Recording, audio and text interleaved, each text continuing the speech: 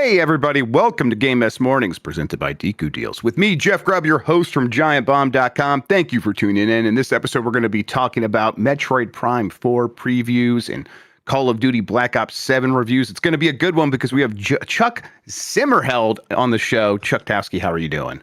I'm sorry. Were you about to call me a Jeff? You were about to call me one of the Jeffs. I heard. Yeah, listen, it would be easier if everyone was just one of the Jeffs. If everyone was Jeff. It would be easier. Yeah. I don't know why you guys don't consider it. Be more considerate is what I'm trying to say, Chuck. Absolutely. Okay, I'm sorry. So yeah, I'm Jeff Zimmerheld. I'm doing well. Thanks for having me on the show. I'm so excited. It does suck having to follow Alyssa. Was Alyssa yesterday? Jan was yesterday. Okay, that also sucks, to be fair. I don't want to follow Jan, but listen, it's each day is its own new beginning. You don't need to be judged or compared to anyone else. You just need to be the best Chuck you can be. That's all we're asking from you. Every day is a gift. That's why they call it the present. Oh, okay. All right. So that's the end of the show. All right. Grubb, fade into black. Yep. Thank you. Let's get the hell out of here. Wow. And that's it for Giant Bomb too. Yep. How you doing, Chuck? I'm doing great. Really. You know what? I'm sipping some Irish tea from one Lex Luddy. Ooh. Thank you, Lexi. This is very good. Is that the an older Giant Bomb mug, or is that the current Giant Bomb mug? This is the Dizzy Bomb, so we don't actually have a version of this on the website. Look, I'm going to be transparent. I'm kind of pitching that logo as the one we use for a little bit on the new site. I love it. No, yeah. I'm fully behind that effort because I agree. I think it's really fantastic to look at. I like that it's stoned. I do. I will say that you're a large man. The mug does look small when you're holding it. So I was worried like people are going to see this and be like, oh my God, Mike did give us small mugs. But no, this is an older mug. This is one of the smaller mugs I think we've ever had too. So it's a little bit of both. Yeah. All right, well, we'll get your Andre the Giant mitts around that thing and enjoy your drink. That's right. Hey, it's Friday. There is some news, but it's still kind of a dregs day. There's some weird stories in there.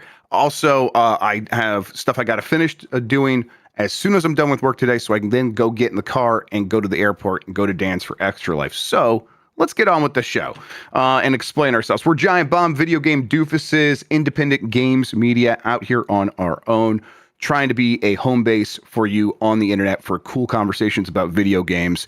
And if you want to ensure that is secure and can keep happening, you want to throw your weight behind it, go to giantbomb.com/join and become a premium member. It goes a long way towards ensuring the security in the future of independent games media here on the internet. We really appreciate everyone who has come through. It really does. It's noticeable. We see it. We see the names come through. And every time we see someone join, it means the world to us. Thank you so much. It gets you ad-free versions of the episodes, gets you some special goodies. And again, it gets you that just confidence that Giant Bomb is going to be here today, tomorrow, and into the future. Thanks again to everyone who does support us. As far as this show goes, most weekdays, I, Jeff Grubb, will help piece your gaming life back together. That includes breaking news and maybe even some of our own original reporting. For all these topics, I'll get the input of a bona fide expert who will make me look smart. If you are watching live on Twitch, welcome. You can always listen to the show later on podcast feeds by searching for Game Mess Mornings or find the RSS feed on giantbomb.com. You can also catch the show later on with chapters and timestamps on YouTube. Hello, YouTube. All right, we have a lot to get into, so let's start the morning mess with those Metroid Prime 4 previews. Nintendo also put up a 7-minute overview trailer. This comes from Nintendo Everything. Metroid Prime 4 Beyond is only a few weeks away now, and the game now has its best look yet, thanks to a brand new trailer. The overview video shows off gameplay, Nintendo Switch 2 features, and more. And really, this is a lot of the footage that you'll be able to see in our Quick Look EX that we put up this morning, where Bacalar, who went to New York to play the game for about an hour, a little bit more than an hour, was able to bring back some footage, and he showed it to me and kind of, showed off like all the things that he learned, and then I was able to ask him a bunch of questions about it. So that's up on the site now. So I have secondhand opinions on this, Chuck. Looking at it, I am pretty excited. I think it looks very good, very promising. I think the conversation piece everyone's going to have coming out of this, because we all, if there's a fly in your soup, no matter how good the soup is, people are going to talk about the fly, right? And right now, everyone's worried that this Miles McKenzie character is going to be that fly that they cannot ignore. He is a he's an Otacon. I think that's a reference point most people get. He's an Otacon. He's there to sort of be a little bit of comedic relief. He is certainly out of his element in some ways, but he knows more about the world than you do in other ways. And he's there in person with like interacting with Samus. So every time he does that, every time he appears or every time he has something to say, it does sort of burst that isolated energy that most people, I think, associate with Metroid Prime, especially Metroid Prime 1. I'll say that I'm not like freaking out over this. I watched what Bacalar showed me. We kind of talked through it. Bacalar certainly wasn't fazed by it. But, for me, Metroid Prime is this holy thing. So I was like, let me get a sense here. The sense I get is that he is very much part of this early part of the game where they are trying to introduce a bunch of stuff real fast so that they can then get to some other things that are new to Metroid Prime, but still very much in that idea of, hey, you are solving puzzles, you are getting new abilities that open up more of the world, and we want to onboard people really fast, and he's a part of that process, I think. I don't know. Did you get a chance to see this? Do you have any thoughts? I did. I watched all of his footage, and that was like the one thing I zeroed in on immediately. I don't have a problem with it, right? But I was like, fans of this series are going to home in on that and have an issue, and that's going to be all over Reddit, right? I mean, like the best version of this is Otacon, like you mentioned, can love Bloom on a Metroid. And then the worst version is like he's human Claptrap, which I don't think he's at. He's not quite Claptrap level, which that's a negative, by the way. It's not 2011 or whatever. It doesn't play as well. So yeah, I think if it goes too far that direction, that's where it doesn't work. Yeah, and and again, I'm mostly hopeful, and sure, chat's like, yeah, it could be cope. It could be cope, but it's also lessons learned over time of everything. Anytime I freaked out about a game before I actually played it, I'm almost never right. Those anxieties have almost never been correct. It's usually quite the opposite of like, oh, this was not a big deal, and I never think about this thing that I was worried about ever again because it was never actually a problem. We'll see. Again, I do think that if you asked a fan of the Metroid Prime series to list, just descriptor words for like what this franchise should be, like loneliness and isolation would come up, atmosphere would come up, and his appearance or in his presence, Mackenzie's presence does feel like it affects and taints all of those factors.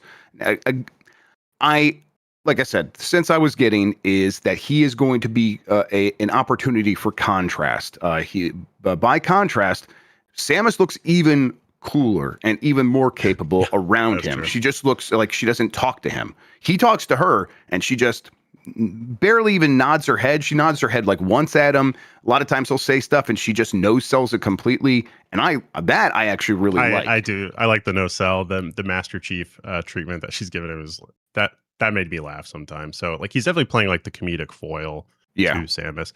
Does it need that? I don't know. I also don't think it helps that the most recent Metroid release in general was Dread, right? That is a punishing, lonely experience. So yes. I know there were NPCs in 3. I haven't played 3. I'll admit that. Yep. But different vibe. I think they were like more like cutscene NPCs. Is that right? I think that's right. Yes. Yeah. I actually never played 3 either. But my understanding is that's correct. And that a lot of this stuff is pretty similar to the generally well-regarded Metroid Prime 3. So yeah, I'm like when I was getting to with the idea of the contrast is I think it makes sense for them to start you off in this area. Again, like it felt very much like a tutorial area, an onboarding area that, they establish this character now, and then they strip all these things away from you, including the character that's there helping you. Now, even the one time of Mackenzie coming up to Samus and being like, hey, maybe you should check out this thing over here because I think it's interesting. That really does rub me the wrong way. Where the chirps. Yeah. Get that out of here. Yeah. Let me figure the whole idea is to figure the game out. The whole idea is I don't know what I'm doing. Let me just start shooting. And I accidentally shot the wall. And now I realize, oh, these walls are breakable if I shoot them. That is the genre. And I think it might look rough in comparison in a world where we just got Silk Song, a game that just thrives with its isolation and letting players flounder and figure things out, and was greatly rewarded for it. I hope this game doesn't feel like it was developed with kids gloves on. Now, if we can forget about McKinsey and put that aside, everything else, I mean, it looks amazing. It sounds amazing. The characterization of Samus on her own, and even in a conversation with McKinsey, all of that stuff, they nailed it from my point of view so far. And then they also do this excellent thing of you land in a very familiar looking environment. This lush green setting looks a lot like Metroid Prime 1, but there's this temple that you can kind of see and that you're moving toward, and that seems to have quite a bit of a different art style. And I was already like, hey, I cannot wait to get in this game and start moving there, because I have to see what's going on inside this place. So I think they're getting 95% of the stuff right, and then the question mark will be, how do they handle these characters interacting with Samus? Because it's not just McKinsey. We did see in the trailer that there are other Federation characters that she will be talking to later in the game. Although I think none of them will quite be the bumbling Jar Jar Binks that McKinsey seems to be. Hey, he's not so far as a Jar Jar yet, right? Well, he's certainly he's in the same column. He's like me. He was hacking. He's hacking at that console. He's opening doors and shit. Respect. Chuck, you're our Jar Jar Binks. That's what I'm saying. Wow, get fucked. That's good. I have to vindicate Mike Minotti here for a second. Please. It's a very pretty game. It looks really good. I think he was right to roast all those nerds about them complaining about the desert. No, it looks really good. I trust that part of the game. It's going to be great. Exploration, I think, is going to be really fun. Yeah, again, I just think all the other stuff looks really solid. Here's the good news. I can probably mostly tune out the conversation that's going to happen about the game as people's anxieties overtake them, the puddle news happens and all that stuff, because this game's going to be out in 3 weeks, barely even that. It's going to be here before we know it. So that's looking for crazy. Yes. That's crazy. Holy shit. Yeah, December 6th, right? Yep. No, December 4th. December right? 4th. That's right. Yes, okay. December 4th is correct. Yeah. Yeah, you know why I have December 6th on the brain. That's different. Oh yeah. Let's see. The game was originally announced in 2017, like that Nintendo Switch Direct way back when. It was developed for a little while at was it Bandai Namco that was helping them out with it? And then that version got canceled. Retro Studios took it over something like 5-6 years ago and has been working on it ever since.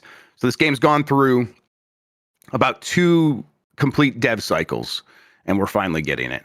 So a lot of expectations will be put on it. I hope it can live up to them. And my guess is we get to it, people might still find McKinsey annoying, but I do not think that will be what makes or breaks this game. I really don't. Oh, I did think of something.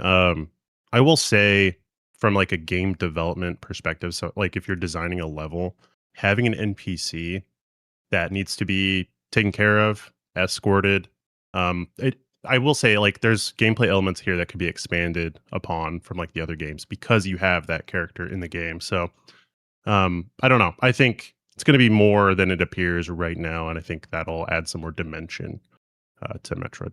Yeah, and I have always been curious about where Samus fits into, or been more curious about where Samus fits into the Galactic Federation and all that stuff. And I know they explored some of that in some of the other games, Metroid Prime 3 being one of them for sure. But I think they could do even more with that. And so I'm hopeful, as we get along in this game, what we find out is how all these various characters feel about her, and that really establishes her mythology even more. It's maybe similar to the way Doom 2016 did, where it's he wasn't talking all that much. All he did was, when someone was having a conversation with him, he would bash a keyboard and the break console. the screen. Yeah, exactly. And it's okay, that's all I need to know about this character. And I thought that was really enhancing to Doom Guy. I think we could get something similar here, but that is me being hopeful. We'll see. I don't know. Yep. All right, Call of Duty Black Ops 7 reviews came in yesterday. It has a 77 on OpenCritic, 8 out of 10 from Dalton Cooper, who says Call of Duty Black Ops 7's robust multiplayer and zombies offerings make up for the weaknesses of its co-op campaign. Has a 6 out of 10 from Simon Cardy at IGN, who says that Black Ops 7's campaign is a wild one thanks to the scope of its ambition, but the big swings it takes don't always land, leaving it an uneven step down from last year. And I think IGN has been separating out their single player and multiplayer reviews for a long time, and that would happen here as well. So that's 6 out of 10 for the single player version of Call of Duty Black Ops 7. We should we should point out that that number's moving, and there's only like 13 critic reviews out there right now, so it's already at a 79 from like when we wrote this on the doc. So thank you very much. 7 out of 10 from SE Doster. The latest entry in the Call of Duty series gives players more ways to play the campaign than ever, to various degrees of success. To me, this sounds a lot like a Call of Duty game. It sounds a lot like Black Ops 7 multiplayer will be a lot, and it's going to be very familiar, but there's going to be a ton of content there, and Zombies is back immediately because this is another Black Ops game, and then that campaign sounds weird. In fact, let's get this story in there right now. You can't pause the Call of Duty Black Ops 7 campaign, so you better hold it in. This is from Darren Bonthus at GameSpot. Call of Duty Black Ops 7 is now out, and while this new entry in the long-running franchise doesn't stray far from its traditional action-packed gameplay in the single-player campaign, there is one big difference here. You can't pause the game. The always online campaign doesn't allow players to take a quick break during a firefight, as the game continues on without you. This means you'll need to find a safe place to camp out in case you need to take a breather away from your screen, unless you want to become a standing target for enemies. But the game is pretty forgiving with deaths. I never found myself having to replay too much of a mission if I had to take a break midway through, or I reached a challenging section where I died a lot, Summer Doster explained in GameSpot's Call of Duty Black Ops 7 single-player campaign review. Another change prompting online discourse is the game's aim assist feature. Some players feel like the feature has been significantly dialed back following feedback from the beta, with some praising it and others asking for Treyarch to make changes to it. So, yeah, but that will be an ongoing conversation. They are emphasizing co-op for this campaign, which, cool. I never want that at the expense to be able to pause a game that I'm still very likely going to play on my own if I play it at all. This continues to be such a weird choice, especially for a Call of Duty campaign. That should be like something I shouldn't have to think about, and it should never annoy me. It should be just like a fun roller coaster ride, right?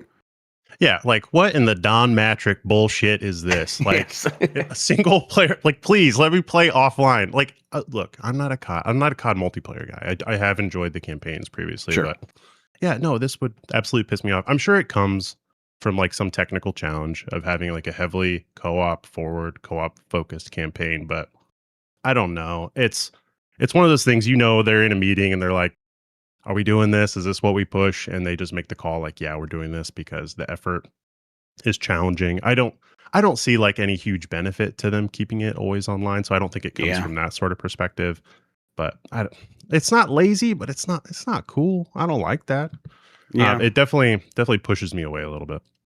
It's obviously the kind of thing where they end up there because it enables some part of their vision, and it's like, well, maybe we could come up with a solution to handle both situations. And it's like, well, like you said, they're like, it's probably not worth it because we want to just maintain this for seamless co-op play or whatever. I was thinking like if I haven't played it, but like if there's drop-in co-op, like you can just join someone's campaign. Right, which I would hope there would be if this is the case. Yeah, that's like maybe a reason I could see for it, but you should be able to opt in, opt out of that. And also like this is directly in the face of the ongoing what's it called, Grubb? Keeping games. Oh yes, stop killing games. Yes, thank you. It flies right in the face of that. It's like, what are we doing? Like that is such a hot topic right now. Not as hot right in this year right now, but still, it's like that's going to come up with this game if they don't fix that. Right. If there's any company and studio that's going to ignore that hubbub, it's going to be Activision and the Call of Duty studios, are just like, we are operating in our own world separate from everything else because we're so large and important. Yeah. This will sell, right? Like it doesn't matter. Like this is like a blip in terms of like how it will affect their balance sheet at the end of the year. So, other single player games are primarily single player games. All these games that do have online single player campaigns that you can't pause. usually have some form of co-op. Like the FromSoft games, Dark Souls, you can't really pause. You can bring up a menu, but it doesn't stop the world. The world continues in the background. To me, that's usually just FromSoft being weird, and it's just surprising to me that like Call of Duty would be like that. A series that has thrived on quality of life features would be like, let's veer in this direction. Just doesn't make a lot of sense to me. Yeah. And then I'm trying but Hitman's always online, and you can pause Hitman. So why is Hitman always online? Whatever the reason is, it's not a good one. It's not good enough, because every time that I have a disconnection issue with Hitman and it like pauses the game when I don't want it to pause, and it's like, hey, we got to figure this out. We're freaking out over here. I'm just like, let me play this game offline, you motherfucker. It's a weird thing. I mean, you get it out, play it offline, but then it's like none of the stuff counts towards you like upgrading your character. It's a separate tree. It's stupid. All right, let's keep going here. Ubisoft halts stock trading after earnings report delayed to limit unnecessary speculation.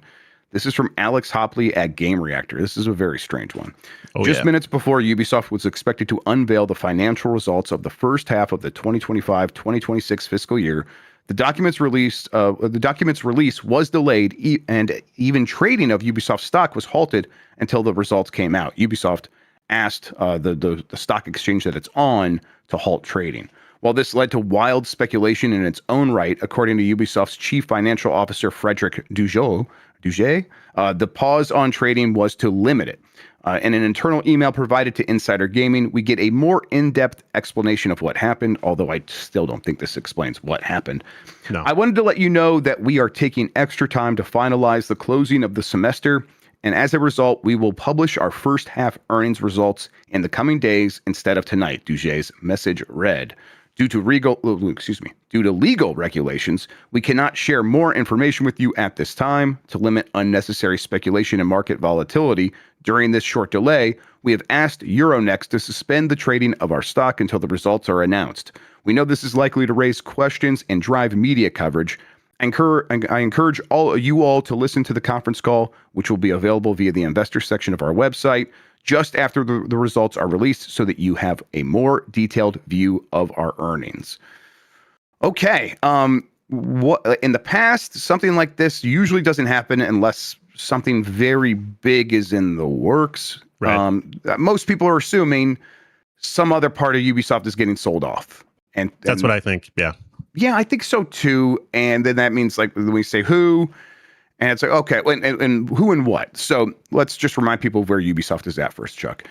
Recently, in like the last year, Ubisoft has been going through restructuring, which is really just maneuvering by the Guillemot family as part of an effort to keep them in charge of Ubisoft for the most part. And the way that they were able to maneuver to make that happen was to partner up with Tencent to form a new version of Ubisoft, separate from the old version, that would absorb Assassin's Creed, Far Cry, and Rainbow Six, those three franchises, and that would be their focus.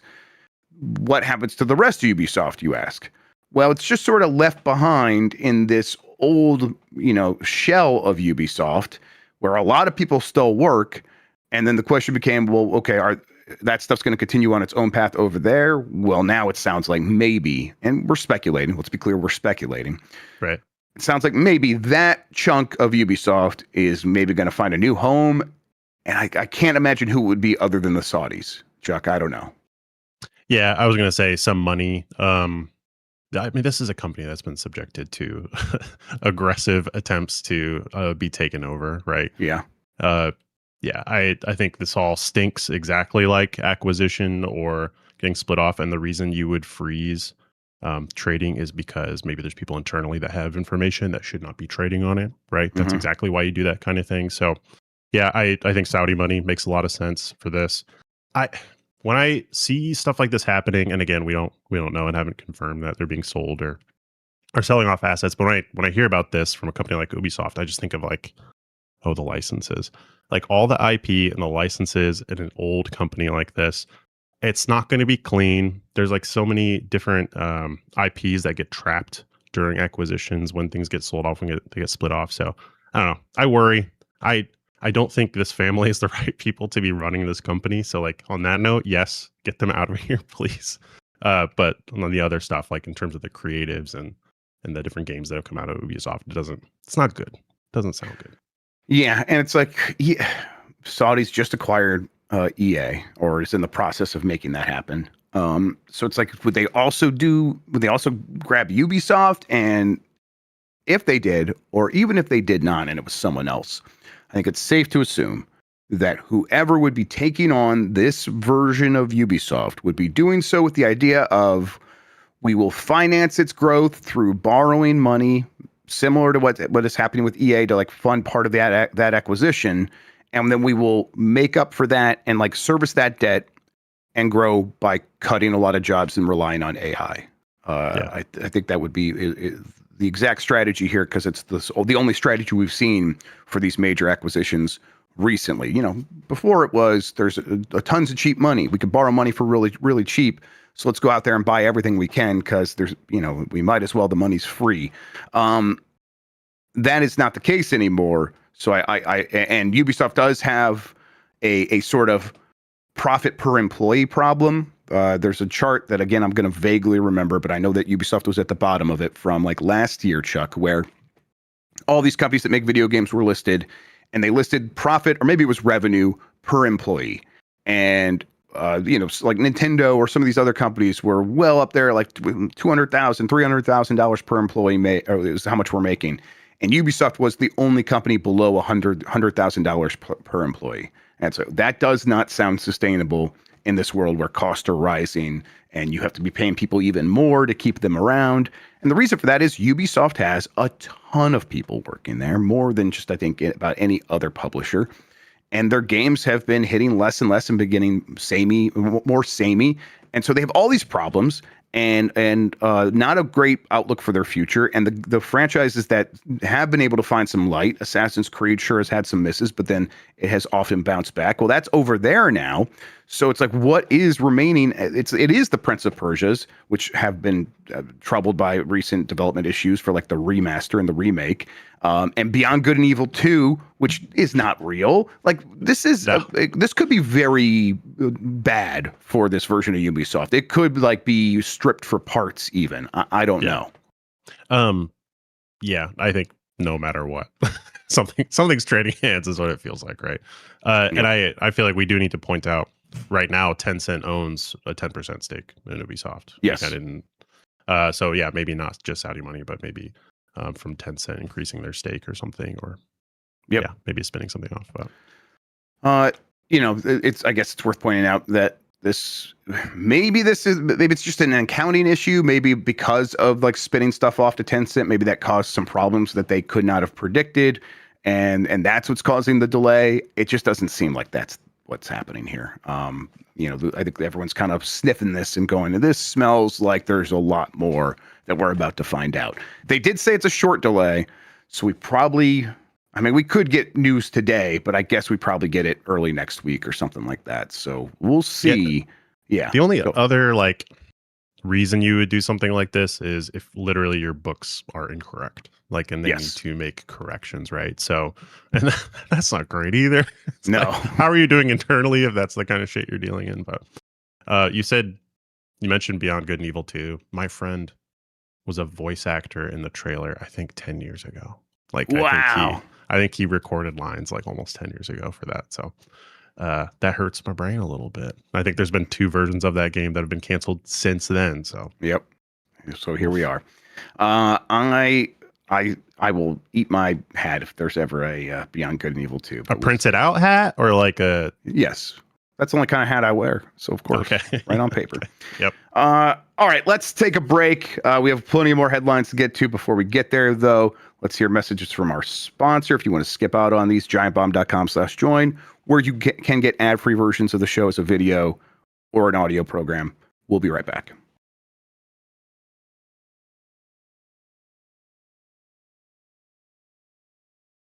Jan, you taught me to overcome my fear of sharp objects. I want to teach you how to overcome your fear of saving money. No, I don't wanna. I will only ever pay the manufactured suggested retail price. Stop. You don't have to live this way, because now There's Deku Deals. The double D? That's right. Deku Deals is the best way to find deals on any major gaming platform or store. I don't want no bunk out-of-date coupon code, Grubb. It's nothing like that. Deku Deals has both the hottest and the freshest deals updated constantly. It's also just added Steam support with a super simple page to find bundles for Steam code. Ooh, I just found the Mist and Riven Complete collection for $8 on Humble using Deku Deals right now. I also use Deku Deals to build and add and share wish lists. You can even use it to keep track of your collection. You know what? I think we should all build some lists and host them on DekuDeals.com/giantbomb. And if listeners go to DekuDeals.com/giantbomb, they can vote to make us play a game on the November 21st episode of Unprofessional Fridays. Learn more at DekuDeals.com/giantbomb.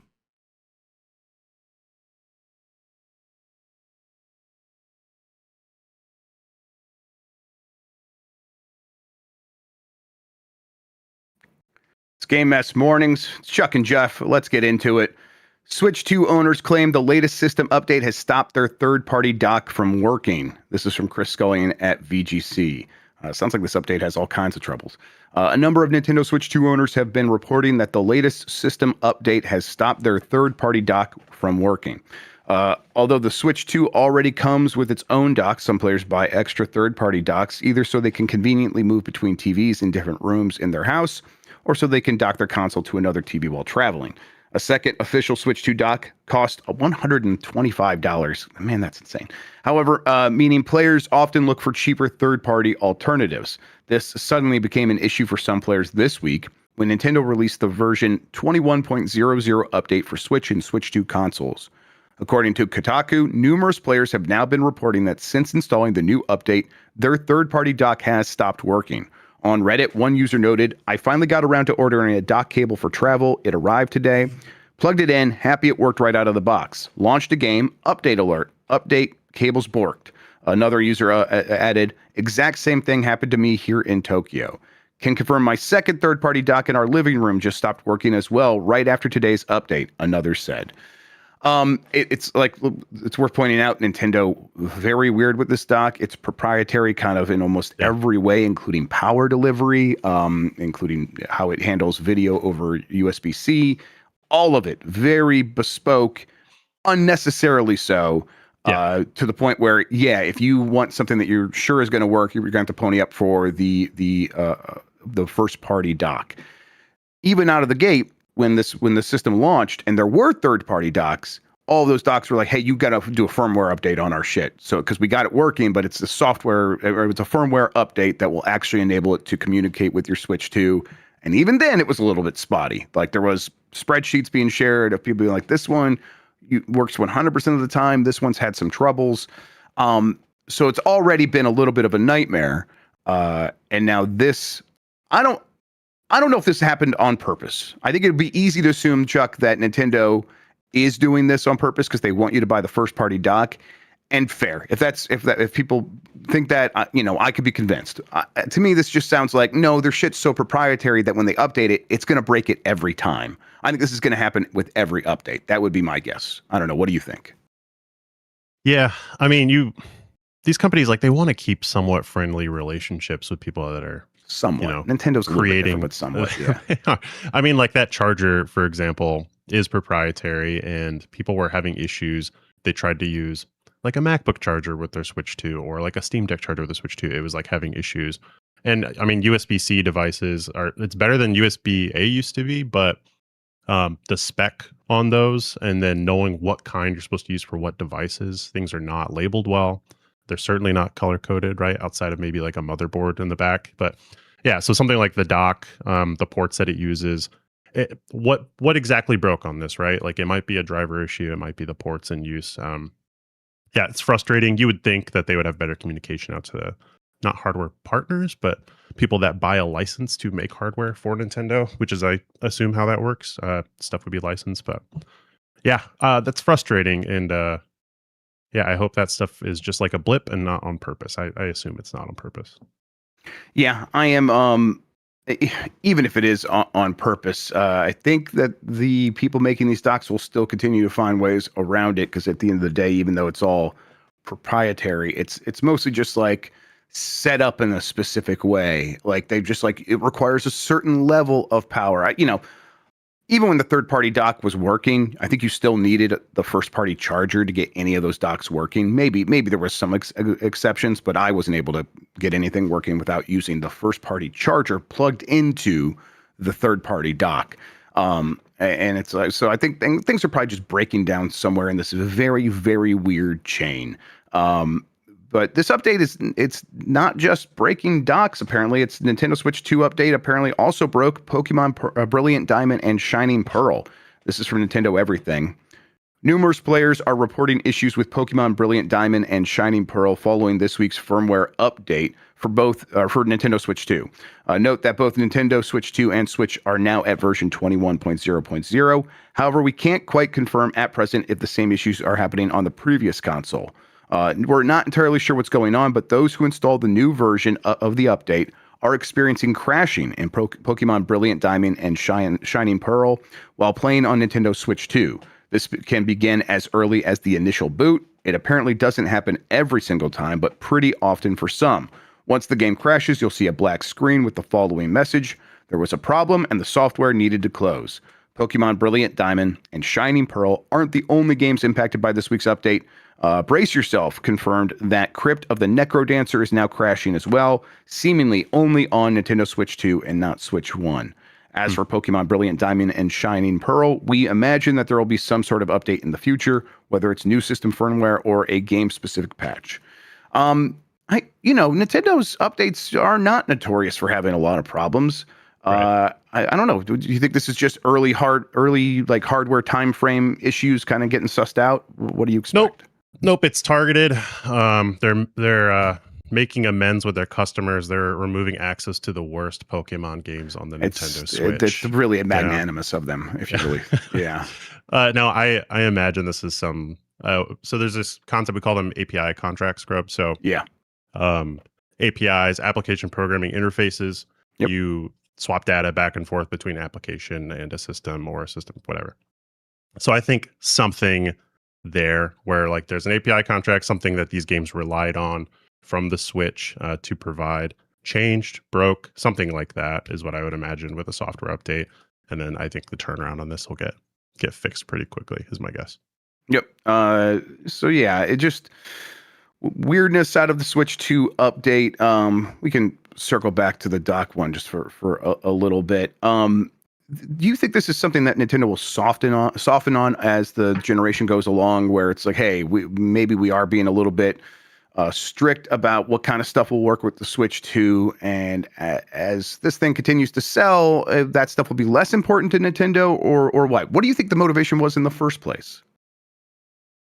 I don't think they soften on this. Like, why would they soften on this stuff, right? Yeah. They're the best positioned with their current walled garden in the same way that Apple is.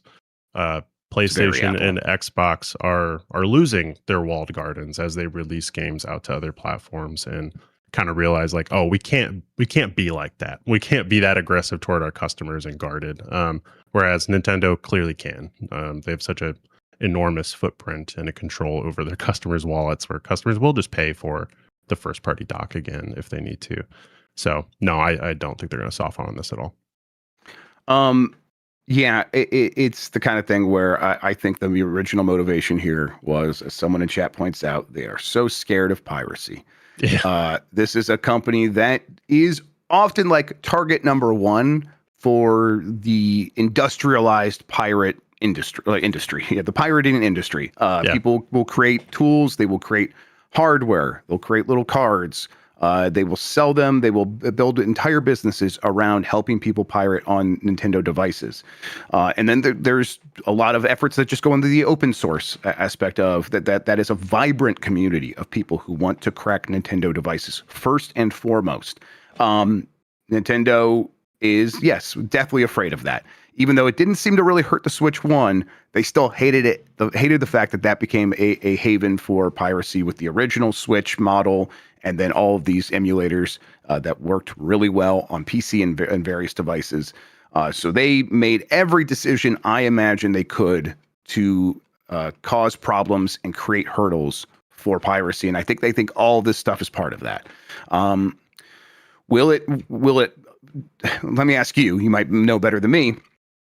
Will that succeed in any real way at mitigating piracy?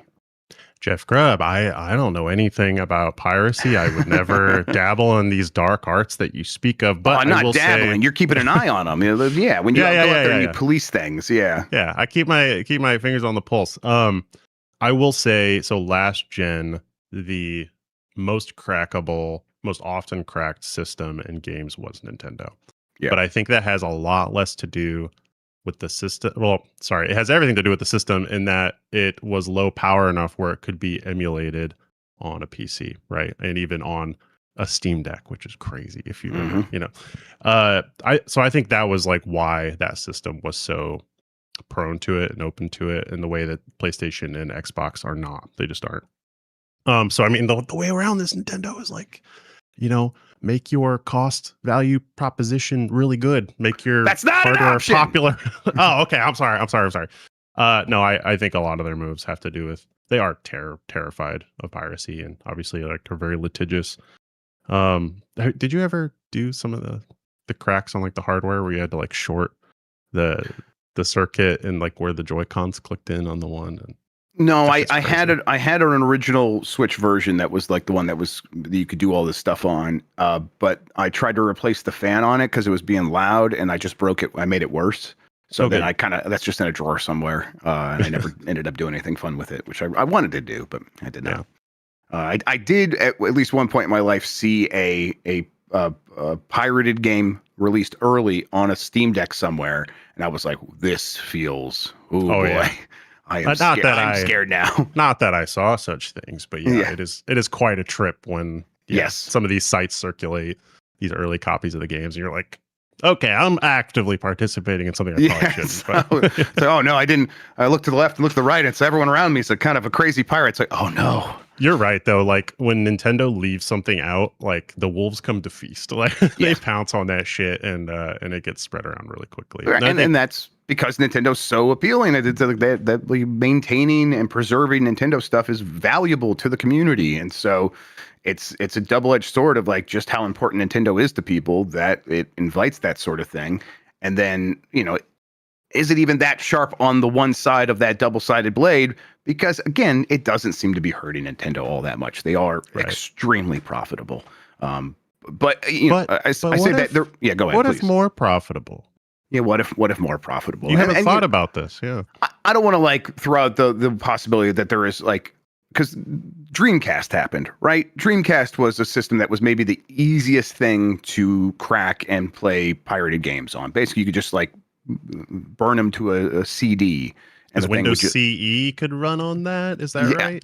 I think it was even simpler than having to do anything with that aspect of it. It was very simple. So everyone was pirating games on that thing, and that did affect the Dreamcast. But I don't know. I just, you know, the Switch was very pirated. The 3DS, the DS, all these things had various things that made it very simple. And yet the DS, a massive success. The Switch 1 is the first time Nintendo has ever had a system that had more than 1 billion pieces of software sold. So again, like just when we look at the numbers, I'm not aching or my heart's not breaking for this company. All right. That's crazy. That's a lot of money. Sorry. It's a lot of money. Disney's Death Stranding anime will tell a whole new story in the game world, and it's coming in 2027. This is from Samantha Nelson at Polygon.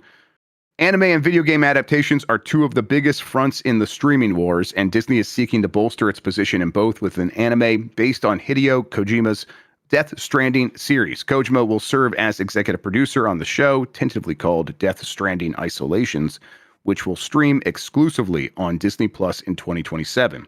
Rather than adapt the journey of Sam Bridges, Norman Reedus, which he's an actor, I don't know why you would want to not just use him, but whatever, told in 2019's Death Stranding or Death Stranding 2 on the Beach, which was released in June. Death Stranding Isolate, that's how I have to say it, Chuck, I'm sorry. I was like, what the fuck's up with that line? No, I love it. How I need Death Stranding on the Beach, which was released in June. Death Stranding Isolations will tell a completely new story.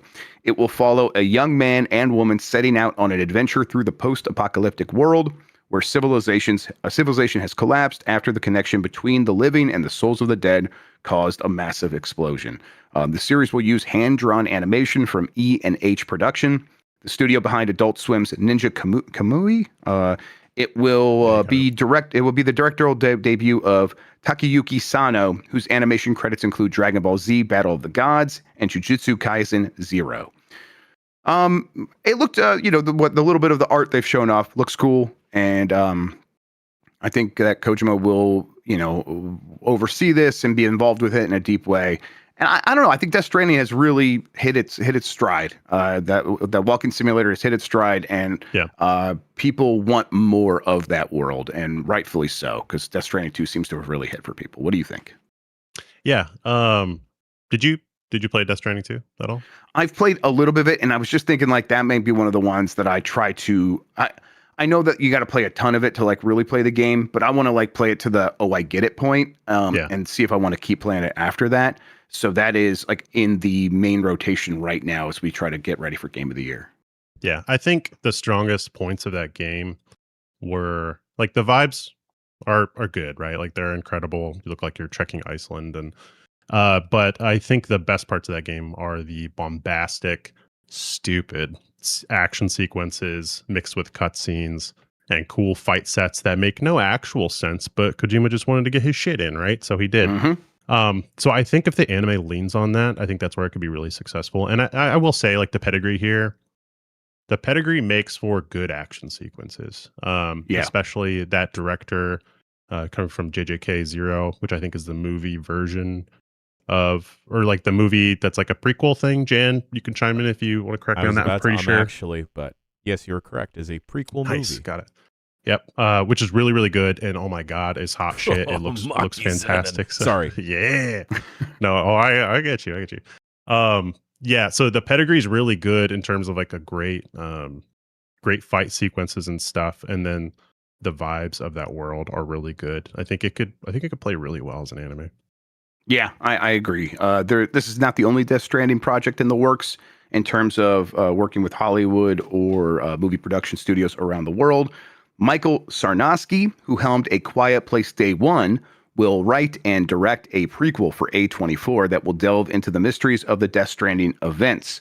Aaron Guzikowski, Raised by Wolves and Prisoners, is attached to write an animated feature, which will also be an original story. The first trailer for the film, tentatively titled Death Stranding Mosquito, was released in September. It will be directed by Hiroshi Miyamoto, who has worked on Dragon Ball Superhero and Aiga Precure Dream Stars. I'm sorry if I got that first word wrong. And it will be produced by ABC Animation Studio. Yeah, I really think he's gone all in on Death Stranding, and I was skeptical about that like around the time of the release of the first game, being like, oh, this, I get it, but like, is this, you're really going to try to make this your new thing? And now I'm like fully on board. I think he's earned it, and I'm excited to see where he goes from here. And it's, pretty cool. I do want, it's like, he is older. I know he's talked about like slowing down. I wonder if like it's going to be all Death Stranding from here on out, or does he have another kind of original thing? Obviously, he's got that horror project that he's working on with Microsoft. Does he end up treating? He probably does like start all these projects now with the idea of doing something similar, of producing films and animated television shows, right? I mean, that's what he wants, right? He wants to be in that world. He wants his games to enter that world. He wants that crossover. And working with A24 has to be a dream for Kojima, because that studio just makes great shit. Even their like their B stuff is still super solid and like fun to watch. They've never been accused of putting out like a boring film. So it's like it's a great pairing, and then an anime as well. I think he's on cloud nine. Yep. Right? And Chet's reminded me about Fizzant. That's right. That's his other kind of long ways off. Do you go pheasant hunting? I've never. No, I take my children pheasant hunting. Yeah, good. Yeah. That is his like return to very specifically, I think, Metal Gear Solid tactical espionage action. So we'll see how that turns out. But that is a long ways off. All right. Finally, and this is the story everyone's been craving to hear. They've been waiting for this moment. The WWE is making its own take on Balatro. This is from Chris Hayner at Polygon. It's been over a decade since WWE Supercard, a wrestling-themed digital trading card game, was first released by 2K and Dan Reichert. In the years since, it's undergone many changes, including increasingly powerful cards, a variety of modes to play through, and of course, plenty of ways to spend a little money to improve your deck. Now, in a free update, although I don't think it'll remain free in the way you play it for long, it's wisely integrating mechanics similar to a different and far more popular card game.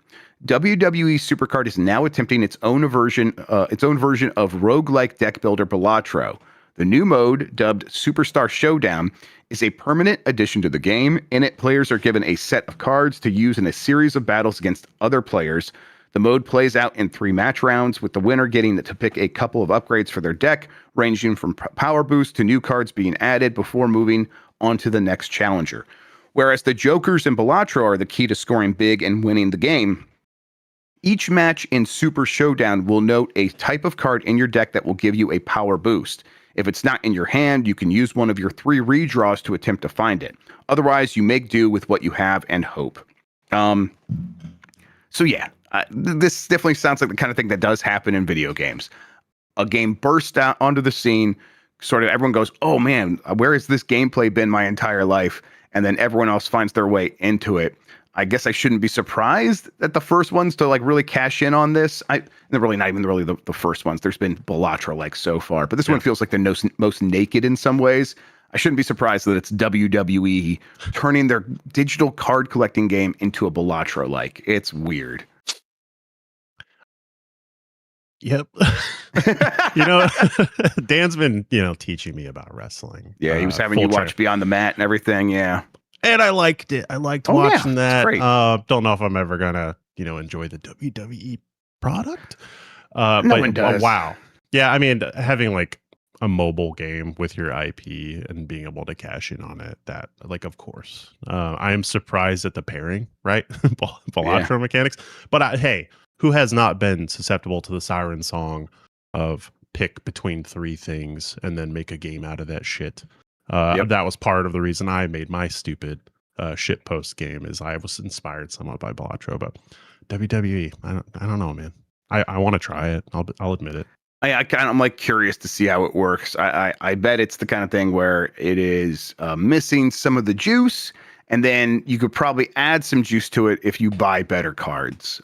Which, boy, I'm just glad that games like Balatro exist. That you could just buy it. It exists within its own atmosphere, like separate from having to spend extra money on it to get anything. It's like, no, it's just get in there and mess around with the mechanics.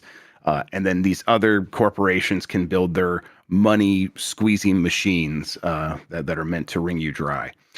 Did you ever play a WWE Supercard? No, I did not. I was never. I like physical cards, like collecting them when I was like younger a little bit, but never so much so that I was even nostalgic for it. So, and that's what this definitely is, or was up to this point, was let's build your digital card collection. And that never really appealed to me. Same developer. Have you ever done anything similar? No, absolutely not. Especially there's not a handful is out there. Mobile. Yeah. But same developer is going to be working on this. So if that pedigree means anything to you, that's fair enough. All right, that does it for the headlines. Let's wrap up the poll question from yesterday. Let's do that now. I'm going to refresh the results in case anything new has come in. All right, here we are. Are you getting a new Steam Machine? The Steam Machine 2025. Yes and no were your options. I know that a lot of people are going to think, I need to know the price, but we're just doing this now. We'll do it again when we get the price. For now, 43% of respondents said yes. That's over 3,000 votes, and 43% said yes. 57% then said no. That's a bananas number to me. And of course, as always, this is our audience, very, very engaged. But our audience already has a lot of ways to play games, and probably maybe even PCs. So the fact that 43% are like, yes, at this moment, I'm saying yes. And before I know the price, let's play. What's that price? I think $800 for this thing. Yeah. The 500 gigabyte version. So there is a massive range if you go online from people from various guesses from Reese various quarters. thought it was way lower than I think it's going to come in at, which surprised me. But I'm seeing a lot of 400 to 500, and I think there's no way it's 400 to 500. But my hopeful and sort of like, if they try to eat some of the cost, is between 600 and 700 for that lower end model. But as RAM prices increase, that is ever more unlikely. So I think they'll try to start it at 700 at the highest. But I won't be surprised by 800, Chuck. It's a PC. They're selling a PC with a bespoke GPU and a bespoke CPU, and they're custom. And then they're going to have to put that memory in there, and it's gonna be expensive for them to produce. So we'll see. And it doesn't have the same sort of benefit of selling a Steam Deck. People are going to buy that for games, so they're going to buy games. Yeah. This is a computer. That's not necessarily the same thing. But yeah, I think if we get to a point where fine. Some analysts were also saying this thing's going to be $1,000. If it's $1,000, I think most of this interest evaporates pretty quickly. But at the same time, that also is not out of the realm of possibility. So we'll see. I'm like, okay, handheld more expensive because smaller, but now box, no screen, maybe more expensive. That's hard for me to kind of. Yeah, that's a good point. I think that the Steam Deck does kind of anchor things a little bit, but yeah, I don't know. I don't know how I'm much. buying one. I'm gonna get it. Like, yeah, to me, it's like I really like small form factor PCs, and this looks like the best one. Looks like hot shit. Yeah, it looks incredible. Yeah. Like 6 inches, like that's crazy small. That's enough for anybody. Yeah, that's what I've been told. Anyway, I think that we'll get that price, and we'll do this again, and I'll be interested to see, like, if it's on the high end, on the low end, where people end up, because the excitement right now is obviously there. If 43% of people are saying yes for this computer that's going to play a lot of games that are already available everywhere, so very interesting. Okay, no new poll question because it's Friday, so we're going to do the Bomb 12 here in a second. So before we get there, we should get everything else out of the way. Chuck, where can people find you on the internet? What do you have going on? Should we tell everybody about all the things we need help with on the wiki and all that stuff? Take it away. Oh my God. Yeah. You can find me at chucktowski.com. That's my blue sky, but you can primarily find me behind the scenes here at giantbomb.com, which has been the highest honor of my fucking career to be able to rebuild this website. It's seriously been like the most fulfilling work I've ever done. It's been an honor to work with you on it. So yeah, thank you.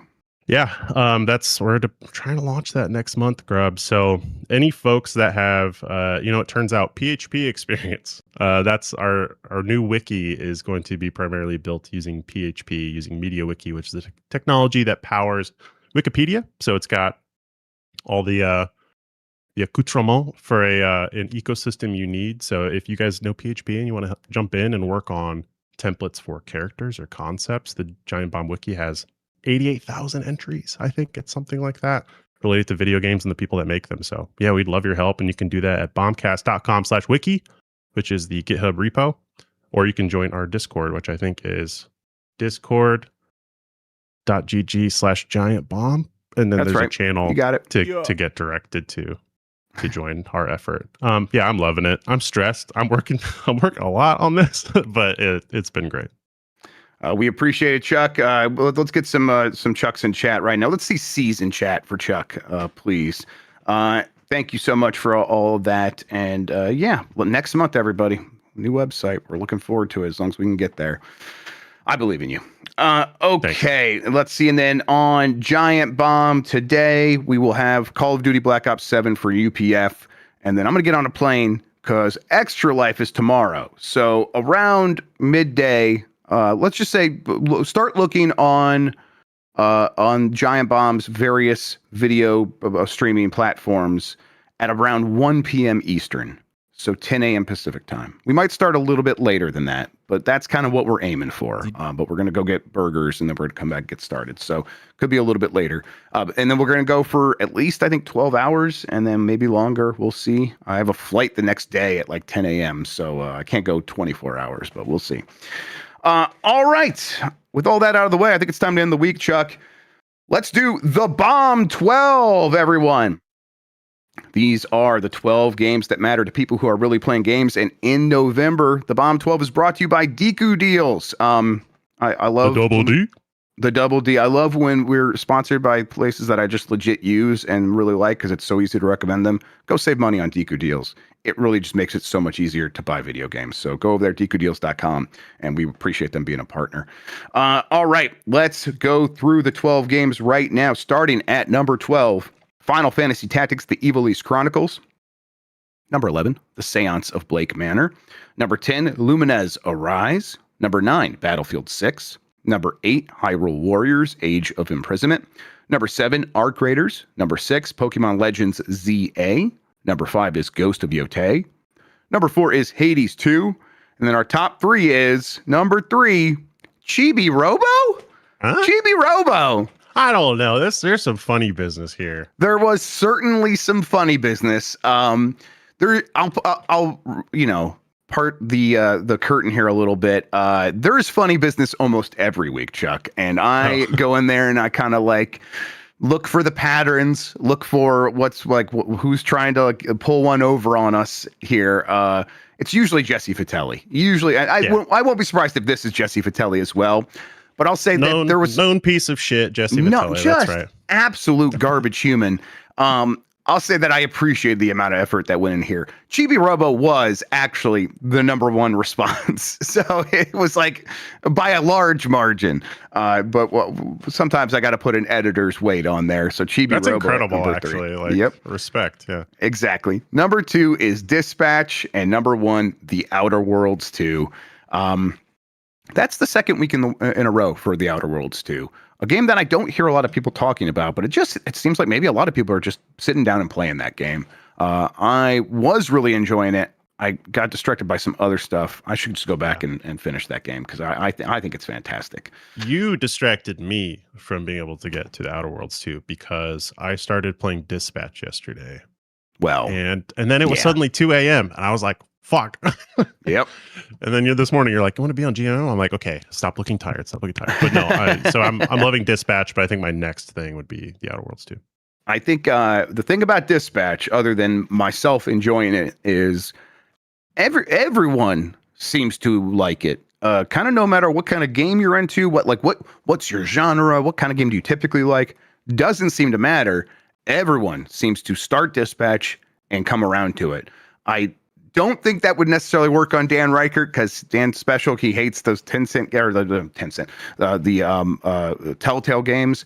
But Mike Minotti's going to play this, and he never loved those Telltale games too much. But I think he disliked looking at them in some ways. Yeah, like this just looks phenomenal. So I was playing it, and I'm like, my wife would probably watch me play this. She does not play games. She will not watch me play games. I was playing that one. I was like, she would be into this. She'd enjoy watching it. And you can just turn off the interactive stuff, like the quick time events and stuff like that. I don't know. I think it looks fantastic. It looks like television show quality. They probably should make one. Yep. And I enjoy the gameplay as well. All right. We'll do the Bomb 12 again next week, everybody. That means there will be a new form link where people can submit their game. I'll get that posted. It'll be on giantbomb.com at the bottom of the blog post about this week's Bomb 12, but we'll also post it on social media. Usually you can catch it on grubb.wtf, which is my Blue Sky handle. All right. So until then and until next week, or at least until UPF later today and then Extra Life tomorrow, we're going to get out of here. Chuck, thank you so much for hanging out with me and talking about video games, man. I really appreciate it. Thank you very much. Love hanging out with you guys. Yeah, likewise, man. Thank you all for watching and listening. You're the best audience in gaming. Until next time, have a good one. Take care of yourself, and goodbye.